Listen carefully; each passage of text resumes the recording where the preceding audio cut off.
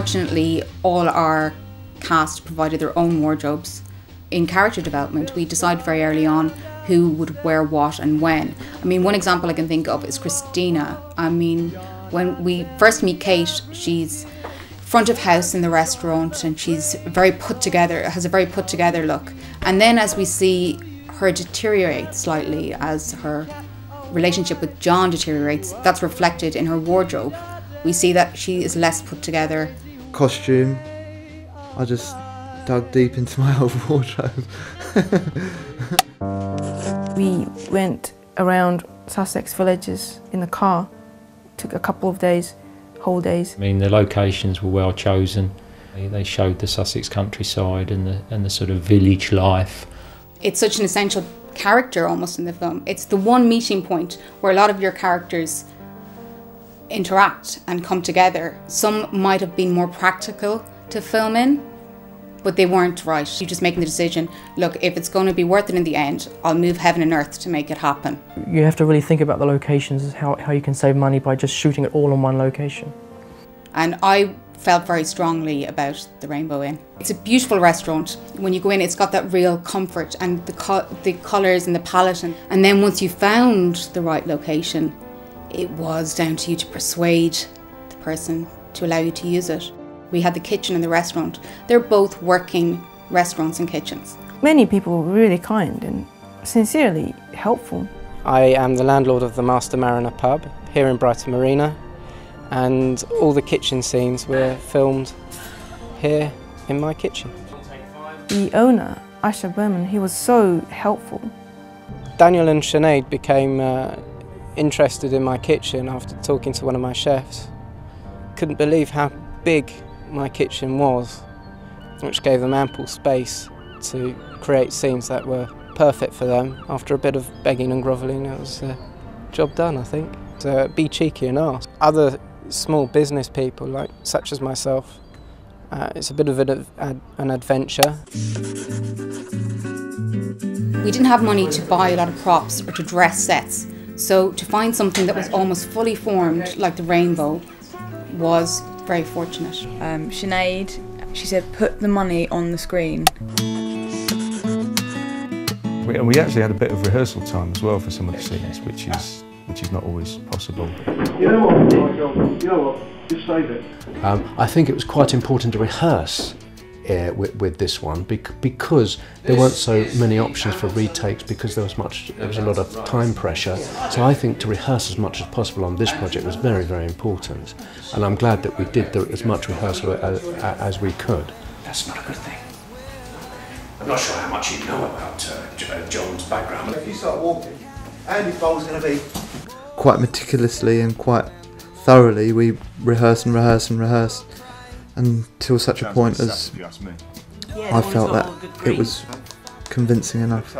Well, it meant really getting them into character.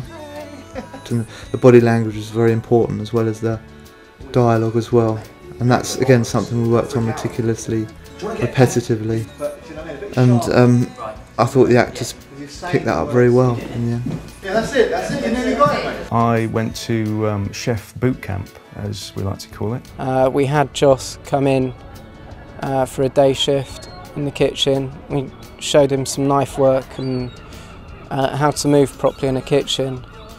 Tips on how to look more authentic and feel more authentic, because I think it was important. I didn't want to look like I didn't know my way around a kitchen. I think it helped Joss massively, like the little things that people don't really think about.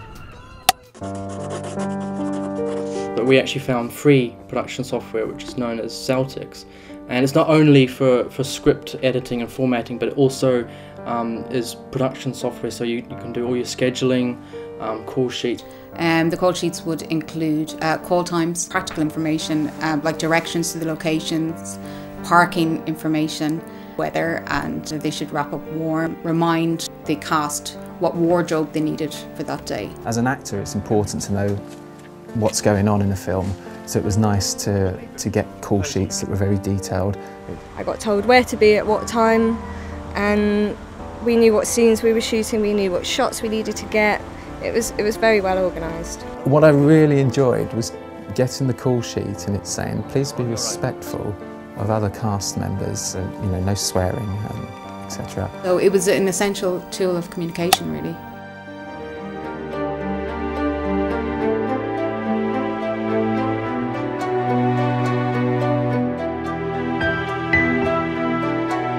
I'm very proud of it. I think it represents a lot of hard work.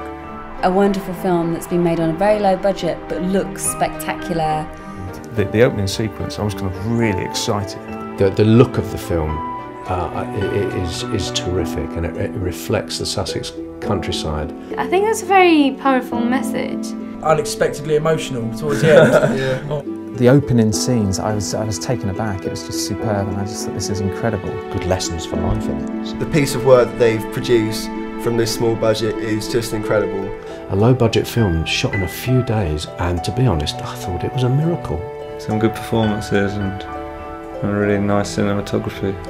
It's kept my attention from the beginning all the way to the end. Although it's a low-budget film, it doesn't look low budget. It looked really good on screen, and yeah, I thought everyone did a great job. Dan managed to pull off this terrific feel and atmosphere in the film. It's a great storyline, and the finished product's a very enjoyable film. Extremely satisfied, I'd say. An essential lesson about the human spirit and the ways in which human perseverance and passion are important through any walk of life. I think the look was quite something. A beautiful story. It's really well made. I hope the film makes people think about their own situation, their own decisions, and anyone who's interested in story, really, over spectacle, really. It was a great experience. I'm very happy I did it, and I'm very happy with the way it turned out.